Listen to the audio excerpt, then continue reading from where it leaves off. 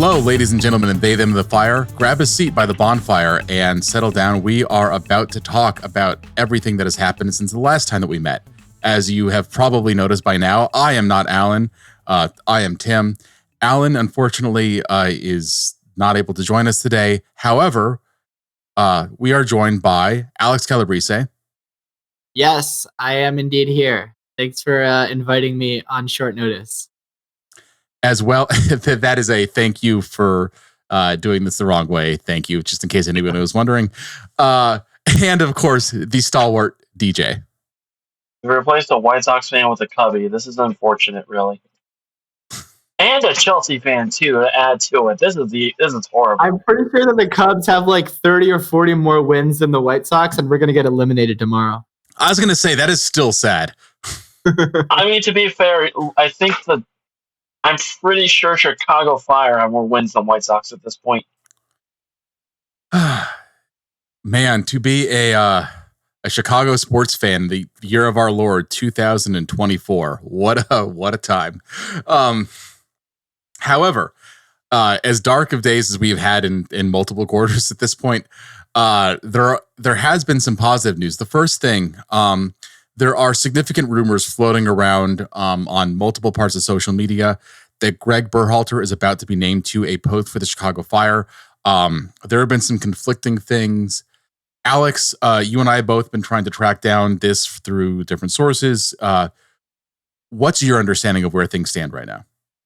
Yeah, so obviously, as we know, the season's not over yet. The Fire are still in the playoff race. So right now, Garrick Heights is the sporting director, and Frank Klopas is the head coach, and that's going to be the situation until the end of the season. Now, naturally, they've been doing a search for a couple of months, ever since Garrick Heights announced he'd be leaving at the end of the season for his successor, and the official wording is that the new sporting director, when he comes in, will have the ability to hire a new head coach if he so desires. Now, the rumors on social media for months have been that former U.S. men's national team head coach Gregg Berhalter is a candidate to be the head coach of the Fire. And look, all I can say right now is there is smoke. There's something there. A lot of smoke. A lot of smoke. Like, it's setting off the smoke alarm, but we can't definitively at this moment say that yes, he's signed, it's a done deal, blah blah blah. It has not been there. Like, our understanding, just to be clear, is that there's no paperwork that has been signed. We're probably circling around that, but we're not there yet. But what I would say is that this is most definitively a space to watch. If you remember, right after Gregg Berhalter got fired by the U.S. men's national team, the very first show that we did, I said, look, this is a guy to watch. Keep an eye out. I actually even said that before the Copa America. I said if the U.S. doesn't do well in the Copa America, watch out for him as a potential future Fire head coach. And look, this is certainly a space to continue to watch. However, another important thing to note, highly likely that the sporting director will be announced before Gregg Berhalter or any other head coach is hired. So there are some names floating around. There are finalists. That's all I can say right now. And there are names that have been floating around in different circles. Nothing I can say right here, right now. But it's an area to keep an eye on. And my expectation is that maybe as soon as October, beginning of October, we might get more information on that. However, as long as the Fire are in the playoff race, I highly doubt there will be any announcement of any sort, because right now they're solely focused on this season. And even if making the playoffs is an incredible long shot with 4 games to go, they're still technically in it. So it would be, they're in it, and they cannot be eliminated from playoff contention until the September 28th game against Toronto FC. Depending on results. Potentially look at like October 1st range as even a potential date that you might see a page being turned. Again, that's just an estimate. It would require the Fire to be eliminated by that time. But just keep an eye out. I think there's going to be things heating up pretty quickly on the Chicago Fire front. Thinking about things that did not heat up on the Chicago Fire front, on Wednesday they played Nashville. In Nashville for the first time. This is the first match that they've been back there since the last match of Ezra Hendrickson's tenure as head coach of the Chicago Fire. 1-0 loss off of a 19th minute goal by Sam Surridge that sort of came out of nowhere.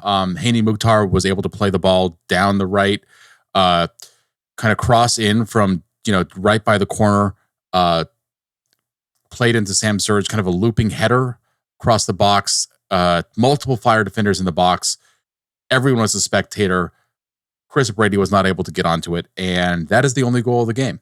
The Fire generally played well. They outshot Nashville 10-5. They had more shots on target than Nashville. They had more of the ball, but were not able to get a goal.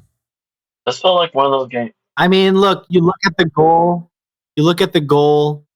Arnosuke got dunked on by Sam Surridge. So you could argue probably should have done better there against a top striker like that in the league. Chris Brady, I think that was an incredibly difficult position for him to be in when his defender completely makes a mess of dealing with that cross. So I wouldn't put that on Brady. It was a very difficult situation for him to be in. And just the lack of urgency, I guess, after going behind. Didn't really seem like the Fire were ever in that game. They played fairly well toward the end of the first half, but it was just kind of another dull midweek Dale loss. Not even just midweek, though. Like, I think a big part of this is these are two teams that, like, Nashville is now significantly closer to a shot at making the postseason. If they miss it, it would be the first time in their history than the Fire are because of the win. But it just felt like two teams that do not deserve to be playing any more games than they have to be, right? Like, right. Neither team seemed to really have particularly good designs on the other's goal. Fabian Herbers called the goal unfortunate. Frank Klopas said that he thought it was a soft goal. I actually asked Frank after the game about basically what you said about, whether Suke playing in that position was part of the issue, because Suke is not a natural center back. He's 5'9". Sam Surridge has, about 6 inches or so on him. And the Fire were short on natural center backs, although Suke's been playing that position. And, Klopas, to his credit, was having none of it. He said there were 3 center backs that were on the pitch. It should have been better. He didn't think it had anything to do with Suke. He thought it was a soft goal. I honestly can't say that he's wrong about that.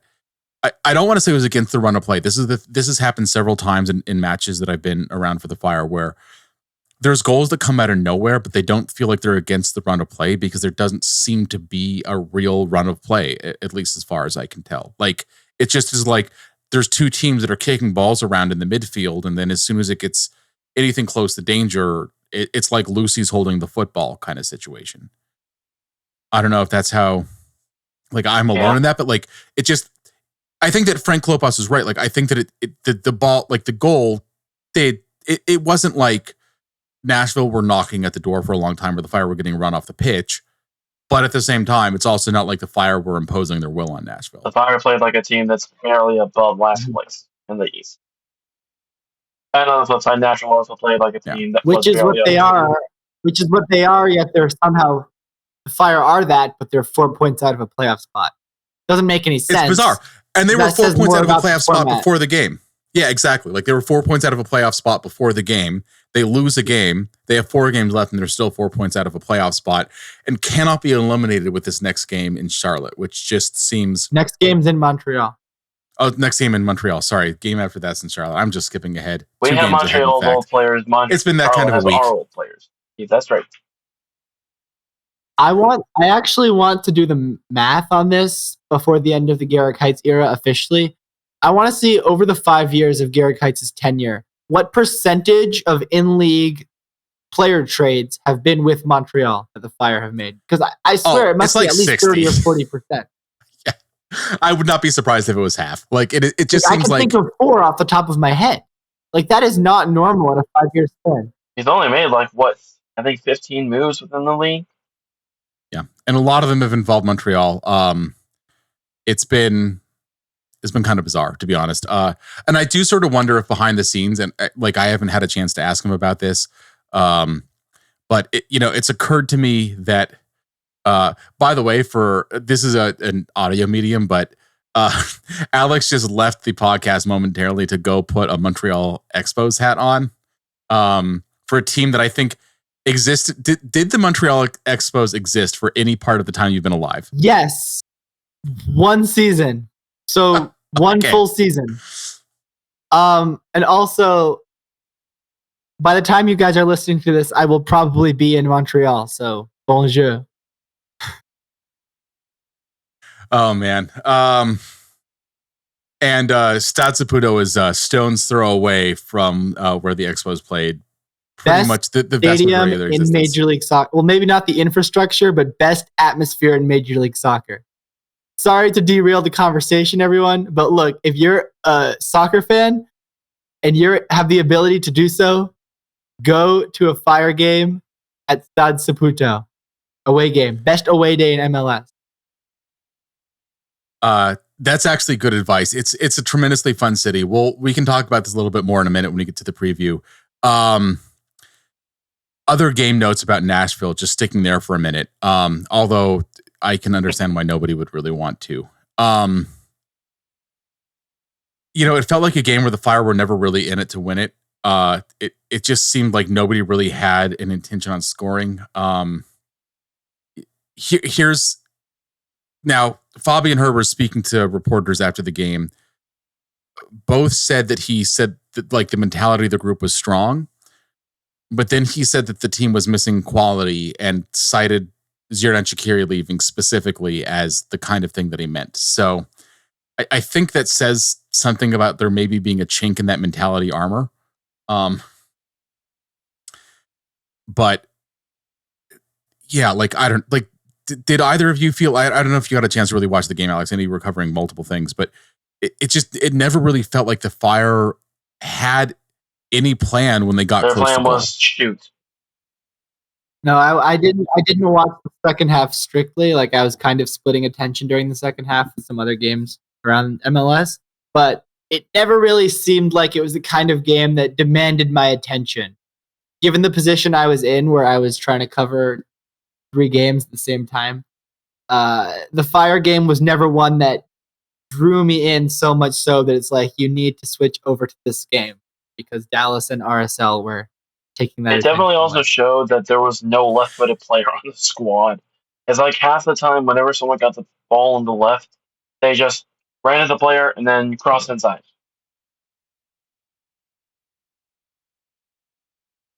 Although to be fair, the Fire just do a lot of crosses for no apparent reason in every situation. So, now they did get a couple of chances that were close on net. They also had some pretty wild shots from distance because I guess that's how, the Fire's like muscle memory says that you score against Montreal if you're looking for a late goal, including one from past half from Gaston Jimenez. I want to say it was like the 82nd or 83rd minute. Actually off his left foot, if I'm remembering correctly. So, left-footed shot from past half for right-footed Gaston Jimenez, and it was a miss. Just in case you were curious about that. Oh, yeah, he is a lefty. That's why he took corners so much. I have no idea why that's escaped my attention the entire time. But anyway, I don't have much else to say about this game. I mean, I guess maybe you want to throw out there the attendance statistic. Yeah, so a couple of things. One, in terms of positive news, Hugo Kuipers missed the game for a very good reason, the birth of his son. His wife and him welcomed the son into the world. I do not have a name right now, but if we get that, we'll report that out either Noah? On Twitter or here. Hey, not the worst idea in the world. Get the pre-contract ready. And as Alex was saying, I messaged him early in the game that it was dressed like a seat night in Nashville because the attendance was spotty at best, and they announced over 27,000 people in a 30,000 seat stadium. This included the ghosts. Somebody said ghosts. Somebody said ninjas. Somebody said that there must have been only one functioning bathroom, and so there was a really long line. I've heard pretty much all the versions of this joke. Nashville is not alone in this. Like other, teams that traditionally you think of as having very strong attendance were like, there's photos of a lot of empty seats. Like Seattle. It felt like a pandemic game in Seattle almost, where like there were so few people there. I mean, that's just the reality of playing on a Wednesday in MLS. It's just difficult when people are working to get to a soccer stadium, especially when these stadiums are often not in the middle of cities. Yeah, I mean, Nashville's location's not terrible, but it's also not. And Nashville isn't terrible, but it's also not great. Like, it's not like you can difficult. like take public transit there or like go to dinner before, or like, you know, any of those things. It's not like in the middle of a bunch of things. And at the same time, like, in terms of why would you go? Look, Nashville's not in a playoff position. Like, they haven't been a fun team to watch basically throughout their history. Like, the only fun thing about them with the way they played is that they were winning games.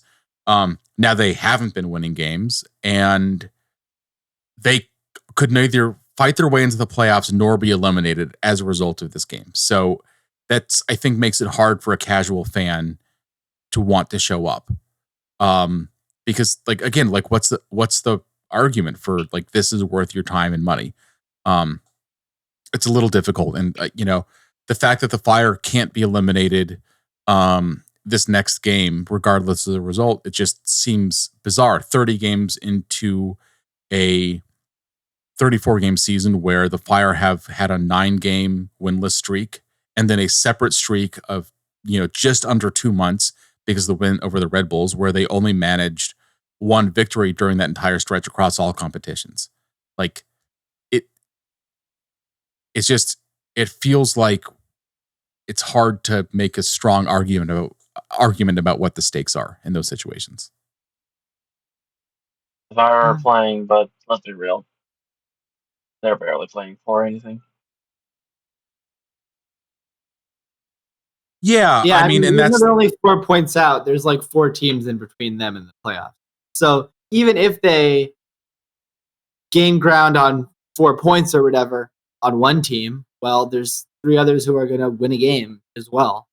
You need to be 4 points better than 5 teams to make it into the postseason, and like that's just a hard argument. Probably like a less than 5% probability. I'd even say like 2%. I had it like, yeah, around 5%, 4 to 5%. It basically becomes, if they don't win this next game against Montreal, it basically becomes impossible to think about.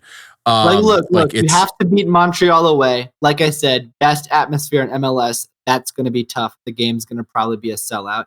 Toronto at home, you absolutely have to win that game. No excuses. Charlotte away is the hardest game you have left, but you probably have to get at least a draw. And then Nashville at home on decision day, you absolutely have no excuses not to win. So they're all manageable games, but there's no reason to believe that the Fire can win 4 manageable games. They haven't been able to string more than 2 wins together all season. And that's only happened once, and they have actually done terribly in manageable games, quote unquote manageable games. They have had multiple games against teams that were in the wooden spoon position, 2 against the Revs when they were in that position. They had a game against the Quakes when they were in that position. They have managed to get a total of 1 point out of those. Like, it's winnable games are not games the Fire win this season, and that has really been what is like, that's literally mathematically the difference between them and being in a postseason spot right now.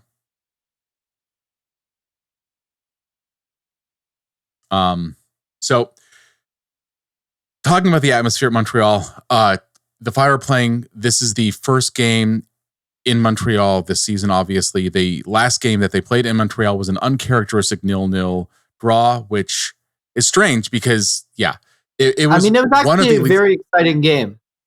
Maybe it was just because I was there, but it was a pretty end-to-end game. Both teams had chances, though Montreal actually had a lot more chances. And the most notable thing I remember from that game was that Chris Brady played, I think, what was to that point his best game in a Fire shirt. I think he had 3 or 4 saves in the last 5 minutes. Absolutely stood on his head in front of the Montreal Ultras, including a last-minute save on Ariel Lassiter. He was still Montreal's top assistant. Yeah, Lassiter had played well against the Fire. Yeah, the most assists in Montreal. I think that he's one of their top 5 scorers still, I want to say. With 3? Yeah. And that's one of the things about the CF Montreal team. It really has been scoring by committee. Nobody has more than 6 goals. Joseph Martinez has a few. It's been like this ever since Romel Kyoto left. That's part of it. I think that part of it's also the style of play that Laurent Courtois is kind of instilling in the team. Like early on, when the Fire played them this last year too, is what I'm saying. Yeah, they clearly don't have difference makers, and they clearly spend like I don't know, not like an MLS team that's trying to compete for anything, for sure. But I think that part of this is actually the style that Courtois has kind of imposed on the team. It's a sort of like quasi total football aspect. Like there's a lot of players that rotate into different positions and stuff like that. That would possibly change, of course, if they had like high end talent. But they have moved from being a kind of quick, grab and counter team, which was sort of what we saw from them early on this season. Like that's what they were playing when the Fire played them in March, to now they have possession. They just can't really get or finish chances, I think, because they lack the high end talent. I mean, look, this team started the season very, very well. I think they played their first 7 games on the road. I think they won 2 of their first 3. They were top of the Eastern Conference. They beat Miami away in the 3rd game of the season. And then the Fire gave them their first loss. Right. The Fire beating them 4-3 with Kellen Acosta's halfway line goal. That was their first loss of the season. It was only the second time they'd actually dropped points. So this is a team that started the season really well. Completely different team now. They lost 5-0 to New England a couple of weeks ago at home. I think it's their biggest ever home loss in franchise history, was against the New England Revolution, who are also at the basement of the Eastern Conference at the moment. So look, Fire have to win this game. There's no if, buts, and anything. Even if they were eliminated from the playoffs and it didn't matter, this would still be a game that they should win. Like, this is a Montreal team that is struggling and has turned a lot of people off this season. Their season's essentially done. The Fire need to win this game. I think they're actually tied on points with the Fire, despite all that.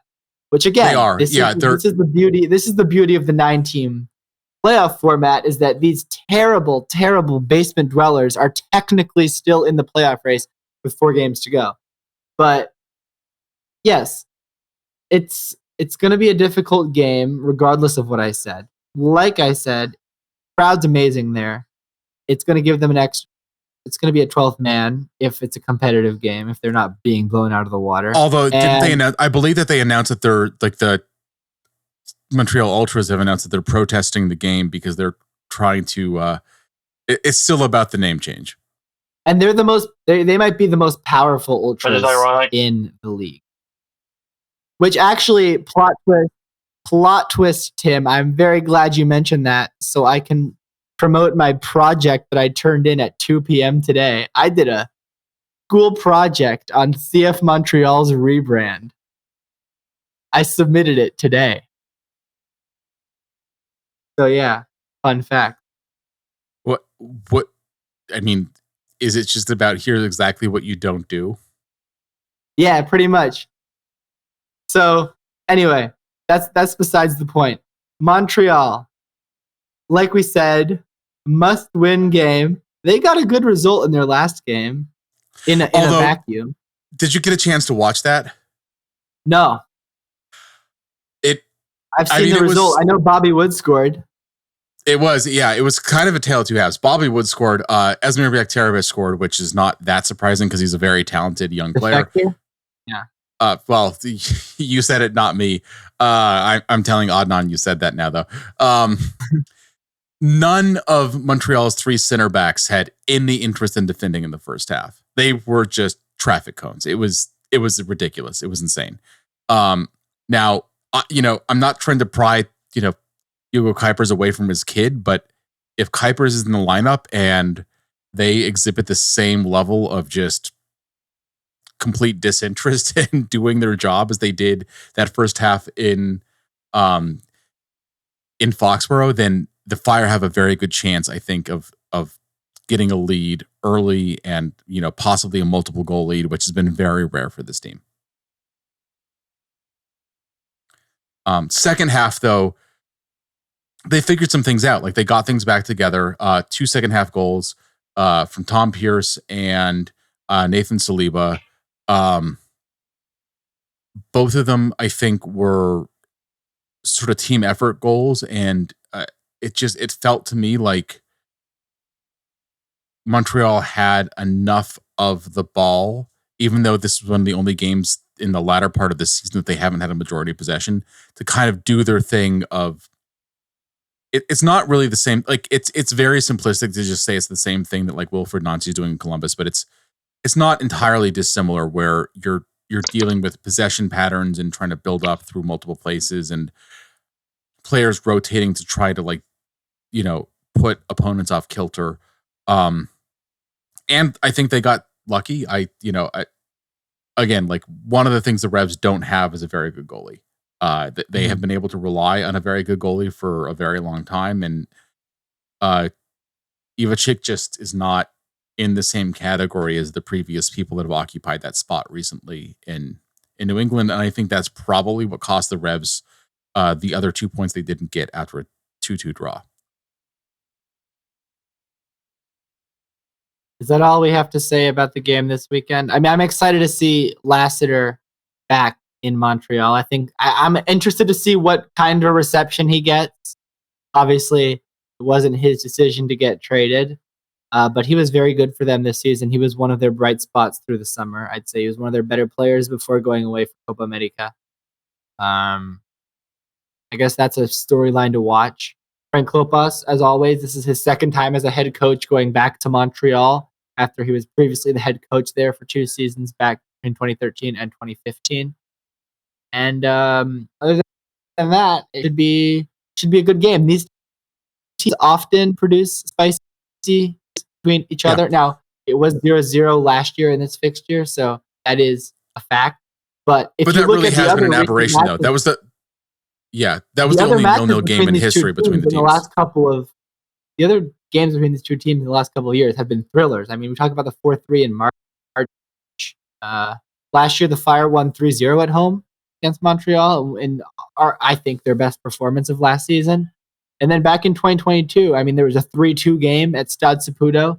Montreal won an interesting game 2-0, down a man at Soldier Field. That was a very interesting game, and that was the best Montreal team I've ever seen. And then 2021, there were also some very exciting games between these two teams. So, look, yes, it was 0-0 last year in this fixture. That's the outlier. Aberration. It's never happened before in the history of these two teams playing each other. They have typically been higher scoring games, although there's a couple outliers with that. My question is, do you guys have anything else to say about this game? Let's just do score predictions. My score prediction is 0-0 because of everything I just said. It's going to be the opposite because I said it's going to be an exciting game, which means it's going to be 0-0. So I'm saying it's going to be 4-4, just to go the opposite way. We've got our bases covered today, man. I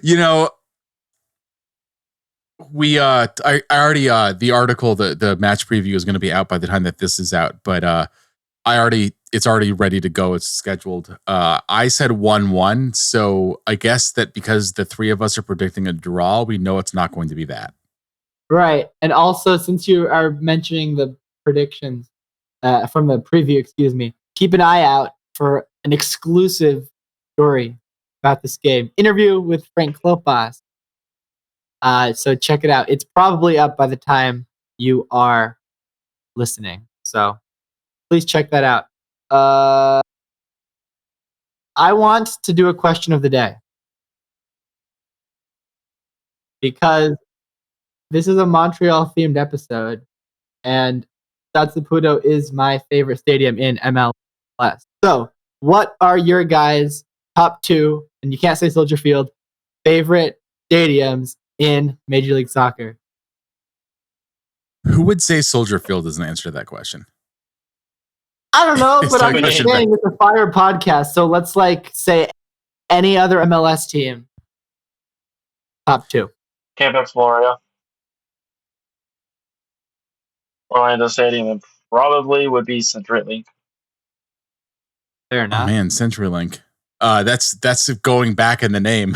it's still the stadium, but For reference, the name of this podcast, the document we have, it's literally Nashville Review Montreal Impact Review. that's because you wrote it, That's DJ. true. That's That's because I wrote it, and I'm like, I did not reckon. But to make an impact, they have to retire the impact. Don't we know this? So you know what? DJ is now a friend of the CF Montreal, actually Montreal Impact Ultras. So Ultras Montreal or Impact Montréal Collectif. That's what they're called. Anyway, my answer to the question of the day is Stade Saputo, and I'm a toss-up between 2, which are TQL Stadium in Cincinnati, where I've been there 3 times, and the team that I was going there for has won all 3. So that would be the U.S. men's national team, though, just to be clear. 2, or U.S. men's national team for 2, 1 for the Fire. And the Chicago Fire win that I was covering the Fire. So that's a pretty good record there. And it's a beautiful stadium. Highly recommend as well. The other one I would say is probably 3rd is Allianz Field in Minnesota. That was going to be beautiful. My 2 were going to be Allianz Field and TQL. And I've never covered a game at Allianz yet. I've only been there as a fan. I'd love to cover a game there. Hopefully the Fire play there away at a time when I can go, because man, it was fantastic. It was fantastic. It's a beautiful stadium. It's a beautiful stadium. It's a good location. Like it's got everything. The Midwest certainly has upped the game for MLS stadium quality. We will see the Fire are starting to talk about their future home, and when that happens, we will definitely cover it. Anything else from any of you? Renew Javi Casas as a Fire 2 player. That's all. The Fire option this year, so why not? The Fire did, by the way, acknowledge Javi Casas exists with a social media post on Thursday, the day that we're recording, or actually that may have been a Wednesday. And for those of you who don't understand the reference, I ended every podcast for the last 4 months of last season with Renew Javi Casas. So if you're a new listener, now you know. So when Javi Casas gets that DP deal, we will certainly cover that. Vamos. Here we have Alex doing the Virgin Javi Casas renewal. Where was the Chad Allen Rodriguez renewal? Don't you remember the podcast when Javi Casas got renewed? Yes. Alex was about as giddy as you can be.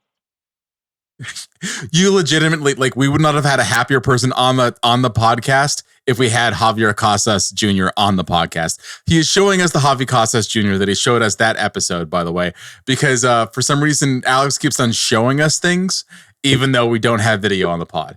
So fantastic audio content, Alex. I think we should become a video podcast next season. Oh boy.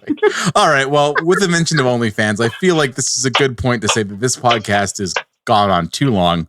Thank you, ladies and gentlemen, and they, thems of the Fire. We do have one more announcement. Our 100th episode for Men in Red 97 across all podcast formats is coming up. Right now, it will be after the Charlotte game. If we have to do a podcast for breaking news, that would happen sooner. But our official 100th podcast, either way, is going to be the podcast after the Charlotte game, which we're going to record on Sunday, October 6th. We're saying this because we're going to have an all-star cast of all the Men in Red 97 contributors from our pods available, including Alex, because he just had a fist bump, and including DJ, because he did a little nod.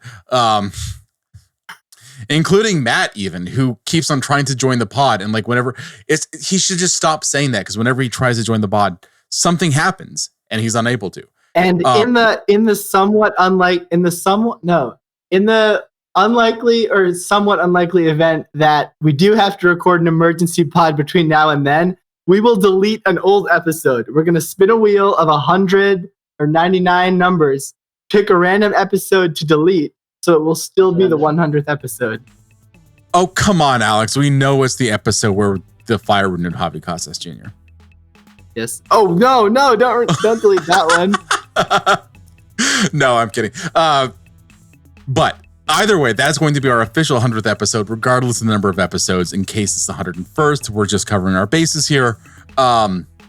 And we want you to join us. So we're going to put out information on social media. So make sure to follow us at MIR97pods if you're not already, or the main Minute Red 97 account.